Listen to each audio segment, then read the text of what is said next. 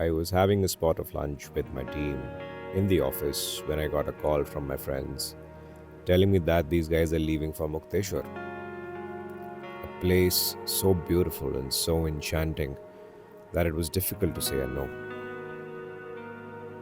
The winding roads, the beautiful sceneries, and the sweet smell of the mountains. I had to make a choice, a very tough one at that. To stay in the office and keep on working, or to just leave everything behind and get going. Well, I chose the latter, and here I am, heading off to Mukteshwar in a car which is very, very special.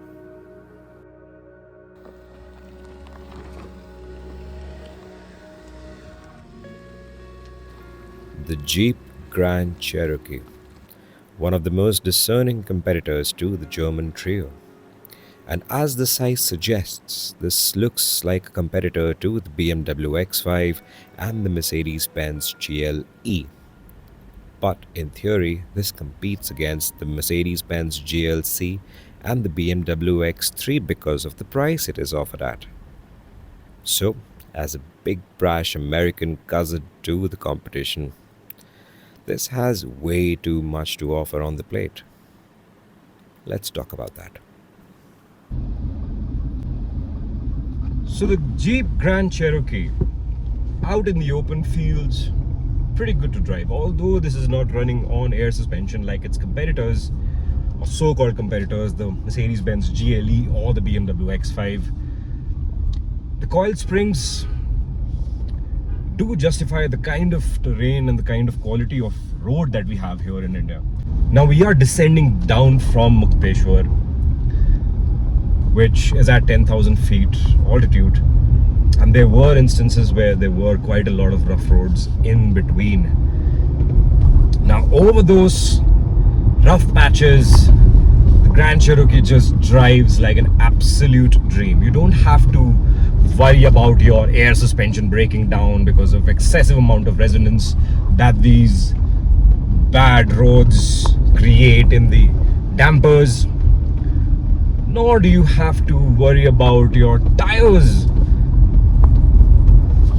being compromised, because air suspension, especially when you're doing some off-roading situation, they do stiffen up a little bit. The adaptive dampers on all these German SUVs are pretty sophisticated, but that sophistication doesn't work in the Indian context. Now to add on to this, the steering feedback is absolutely creamy. Now in today's time, we're used to the electronically actuated steering inputs. There is very less that gets communicated from the front wheels to the steering wheel, and the driver does not really feel engaged. But that's a different story in this Jeep Grand Cherokee.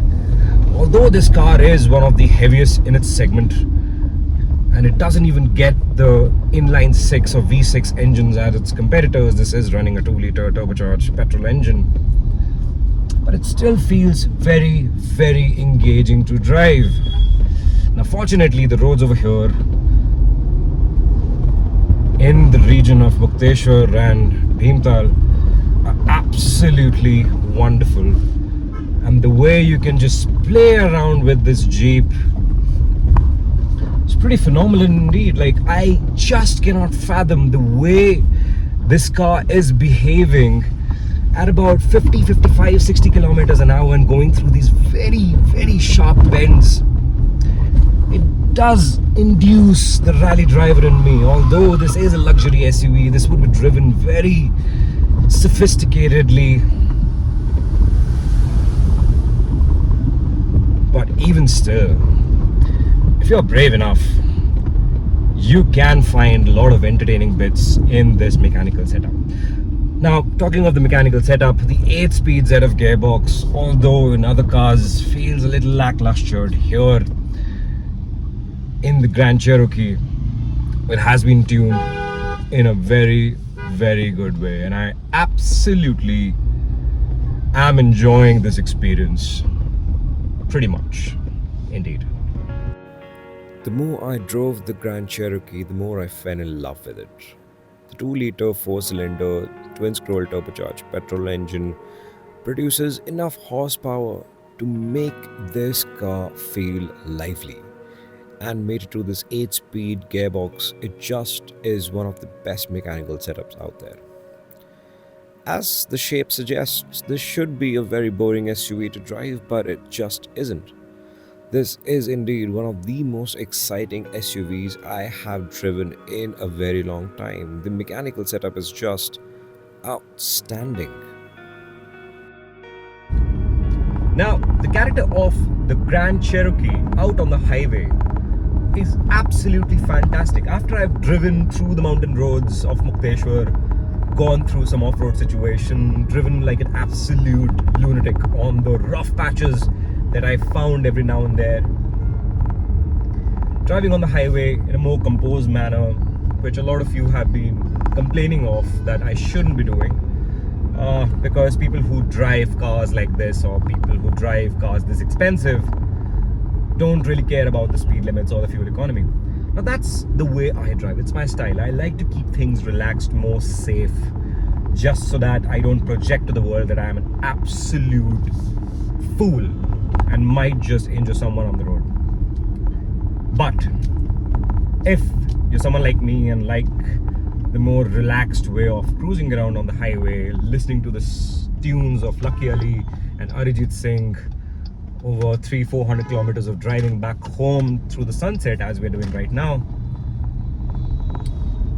the Grand Cherokee feels really composed. Although this does not have the air suspension, and the calibration done is more oriented towards the rough roads and the off-road situation and not towards outright highway performance. But even when you boost up the speeds, let's say to triple-digit speeds like we're driving now, it doesn't feel uninspired or underconfident. The suspension setup is a little on the softer side, is oriented towards comfort, but I have zero complaints driving this car on triple-digit speeds on the highway. It's just so brilliant.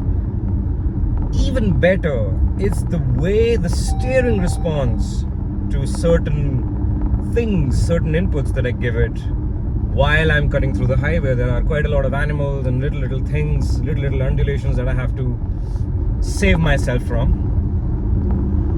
It just takes it so well, and it really feels like I'm driving a compact SUV and not a full-size 2-ton and plus luxury SUV. It has that beautiful a character. Like the body roll while you're doing the corners at slightly higher speeds, let's say about 80 kilometers an hour, might feel a little uninspiring, but not something that is worth complaining. On straight roads, there's good sound insulation, the seats are very comfortable, you can just enjoy a nice long drive,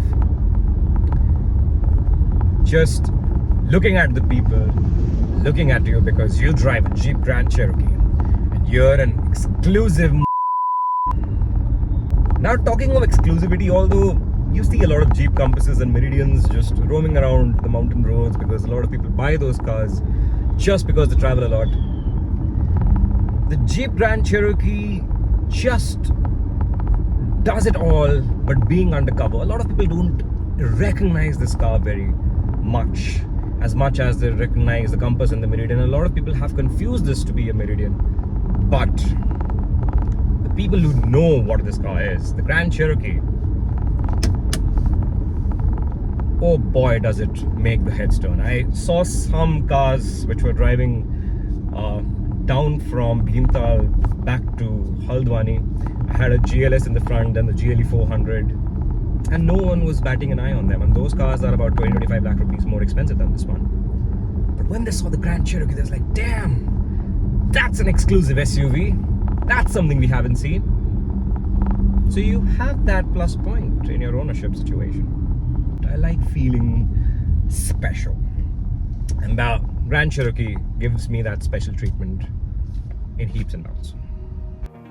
The Jeep Grand Cherokee indeed is one of the most amazing luxury SUVs on sale in India. The price might look a little steep on paper, but with the dealer discounts and the offers on the table, This makes it for a very lucrative deal in 2023-2024. And the way Jeep has packaged the Grand Cherokee for India, they have ticked on each and every option in the list to make it an absolutely cracker of a car on four wheels. The way this thing drives, the way this thing makes you feel on the road is just fantastic.